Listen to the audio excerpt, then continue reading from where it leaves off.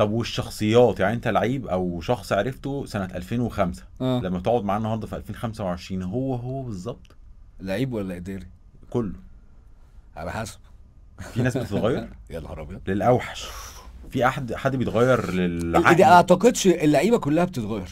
ليه؟ انا للايه؟ هقول لك، انا بتتغير الفيزز نفسها. انت بتكون لعيب صغير، وبعد كده تبقى لعيب مهم، امم. وبعد كده تبقى لعيب كبير، امم. وبعد كده تبطل كوره. خلي بالك انا حضرت طبعا الفيزز دي، طبعا ها. طبعا، مع كل الناس اللي انت اه اشتغلت فاهم. معاهم. اه. فطبعا باين فرق، بيبان الفرق ما بين واحد كلاعب محتاجك قوي ومش قادر يتحرك، او معتمد على ارائك 100%، عن ان هو خلاص اتجوز وعنده عيال وخلاص انا هعملها بالطريقه بتاعتي. امم. فرق، وهو حر وساعات مراته طبعا. بتتدخل في الحاجات اللي انت طبعا انا كنت اصلا بدخل في كل حاجه. تخصصاتك. لا اه. انا كنتش بدخل في الكوره بس، انا كنت بدخل في كل حاجه اه ليها دعوه طبعا ريليتد ايجنت، يعني انت فانت مسؤول عن كل حاجه. ففي حته طبعا بتروح. امم. فبس.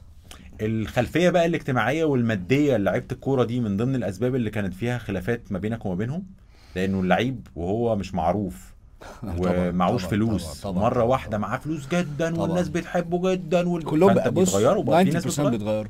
90%. 90%، 10% بس اللي اتغيروش.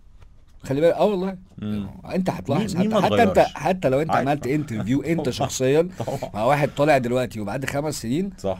واحد تاني. واحد تاني صح خالص، كده. فاهم؟ واحد موافق تاني اللي جدا. هو حاسس انا معايا الدنيا وما فيها، انا معايا الفلوس انا كلها. ما هي نجم قصه مش فلوس يا ابني، هي قصه هنا. صح شغل كده. مخك يا صح. ابني. طب ممكن مش هسألك مين اللي اتغير، بس مين اللي ما اتغيرش؟ مين اللي انت حاسه بجد هو مهما عدى عليه كل الفيزز اللي انت اتكلمت عليها دي؟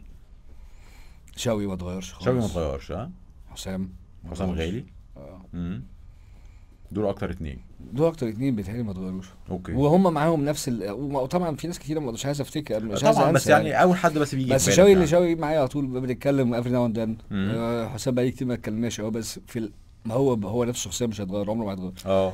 فاهم قصدي؟ اه انا ساعات فبالعكس. بحس ان يعني حسام ما هو بيتغيرش، اصلا من اول وهو صغير لحد ده. لان خلي بالك حسام، انا شهادتي فيه مجروحه، بس حسام دايما بقول من اللعيبه القليله اللي طورت نفسها عقل يعني، موافق منتلي جدا طبعا كويس، طبعا. وثقافيا. امم. عارف يثقف نفسه صح. امم. لما تيجي تقعد، زي ما قلت الكلام ده قبل كده بس هقوله تاني، لما تيجي تقعد مع حسام غالي مش هتفرق هو متخرج مدرسة ايه موافق. خالص. صح.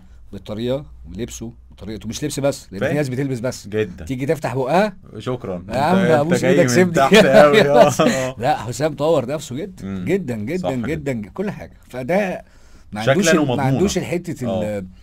النقص بتاعت انا ناقصني كذا. صح كده. هو علم، اخد فلوس، اه. علم نفسه، بس طورت نفسي بقى اب، بالفلوس دي. اه. ابتدى اعلم ولاده صح بالطريقه الصح. امم. فانا طبعا وانا ما بقولش شهادتي مجروحه في حسام، امم. لكن من الناس اللي انا بحبهم جدا يعني.